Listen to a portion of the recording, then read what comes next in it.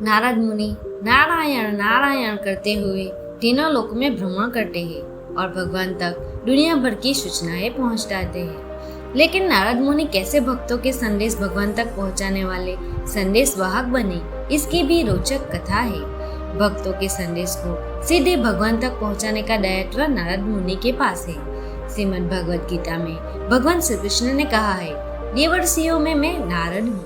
सभी युगों में, सभी लोकों में, शास्त्रों में एवं पुराणों में देवर्षि नारद की कालजयी उपस्थिति है। नारद जी त्रिकालदर्शी एवं ज्योतिष शास्त्र के ज्ञाता है।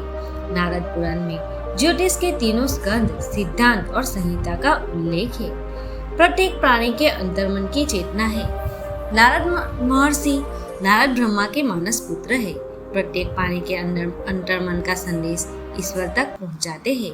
साधारण मनुष्य की चेतना विभिन्न स्तरों में विभाजित है। जब हम अपने मन को पूर्ण एकाग्र कर चिंतन करते हैं तो नारद उसे प्रभु तक पहुंचाकर तथास्तु करते हैं। मानव चेतना जब एकीभूत समग्र होती है, अर्थात जब शारीरिक, मानसिक, भावनात्मक और आध्यात्मिक अलग अलग स्तरों में बिखरी चेतना एक होती है, तो मनोकामनाएं पूर्ण होती है। नारद मुनि की तरह व्यक्ति का मन भी चलायमान है। जैसे नारद एक जगह नहीं टिकते हैं, वैसे ही व्यक्ति का मन भी एक जगह नहीं टिकता है। अनादिकाल से नारद भक्ति और भगवान के बीच में संदेश सेतु का कार्य करते हैं। नारद प्रत्येक मनुष्य के अंतर्मन में चल रहे संवाद के ज्ञाता है। ईश्वर तक अंतर्मन का संदेश पहुंचाने के लिए प्रत्येक मनुष्य को काम, क्रोध आदि मन के विकारों से दूर होकर निर्मल मन से भक्ति, आराधना एवं आत्मचिंतन करना चाहिए। नारद कथाएं यथोचित मार्गदर्शन करती है। नारद कथाएं सहस्त्र है, परंतु समस्त कथाओं का सार है अंतर्मन की चेतना का शुद्धिकरण कर उसे एकरूप करना। निर्मल मन ही ईश्वर को पाने का एकमात्र साधन है। शास्त्रों से लेकर जनश्रुतियों, पौराणिक साहित्यों, ग्रंथों, पुरातन स्मृति में नारद जी की सहस्त्र कथाओं का वर्णन है। धर्मशास्त्रों में उल्लेखित है, बिना गुरु की पूर्ण चेतना के सफलता नहीं मिलती। इसलिए एक बार नारद मुनि गुरु की खोज में भगवान विष्णु के पास गए। भगवान ने नारद से कहा, पृथ्वी लोक पर जाओ और प्रातःकाल जिस प्रथम व्यक्ति से तुम्हारी भेंट होगी वही तुम्हारा गुरु होकर कल्याण करेगा। अगले दिन नारद मुनि को सर्वप्रथम जो व्यक्ति मिला, नारद मुनि ने उन्हें गुरु कहकर प्रणाम किया। लेकिन शीघ्र ही नारद ने देखा कि जिस व्यक्ति को मैंने गुरु माना है वह तो एक मछुआरा है, जिसके फलस्वरूप नारद मुनि ने अंतर्मन ने उन्हें गुरु मानने से इनकार कर दिया।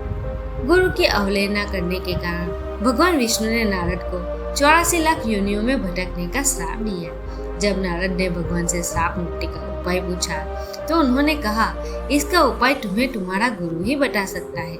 नारद जी उसी समय पृथ्वी पर पहुंचे और गुरु से क्षमा मांगकर श्राप मुक्ति का उपाय पूछा। तब उस मछुआरे गुरु ने कहा कि आप भगवान विष्णु की शरण में जाओ और उन्हें जमीन पर 84 लाख योनि बनाने को कहो। भगवान विष्णु ने जैसे ही जमीन पर 84 लाख जीव जंतु आदि के चित्र बनाने शुरू किए, नारद ने श्रद्धापूर्वक उनकी परिक्रमा की और श्राप से मुक्ति पाई। इस प्रकार एक अन्य दृष्टांत में नारद को दक्ष द्वारा श्राप का उल्लेख मिलता है, जिसके कारण नारद सदैव इधर उधर विचरण करते हैं तथा एक स्थान पर स्थायी रूप से नहीं रहते। देवर्षि नारद के लिए श्राप भी वरदान साबित हुआ, जिससे वे त्रिलोक में भ्रमण कर ईश्वर तक हमारे अंतर्मन का संवाद पहुंचाते हैं। दोस्तों, अगर आपको मेरा वीडियो पसंद आए तो मेरे चैनल को सब्सक्राइब कीजिए, वीडियो को लाइक और शेयर कीजिए। धन्यवाद।